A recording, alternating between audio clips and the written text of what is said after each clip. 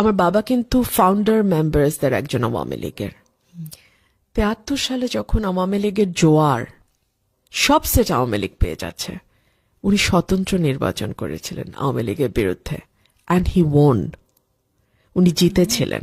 তাকে বেসরকারিভাবে বিজয়ী ঘোষণা করা হয়েছিল, বাট পরের দিন আওয়ামী লীগ ম্যানিপুলেট করে সিটটা, তাহেরউদ্দিন ঠাকুরকে জয়ী ঘোষণা করা হয় আমাদের আসন থেকে।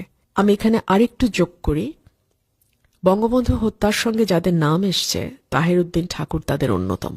আমি আমার নমিনেশন পেপার যেদিন সাবমিট করি, সেদিন আমি মিডিয়াতেও এই কথা বলেছিলাম যে নৌকার জোয়ারের সময় আমার বাবা স্বতন্ত্র জিতেছেন।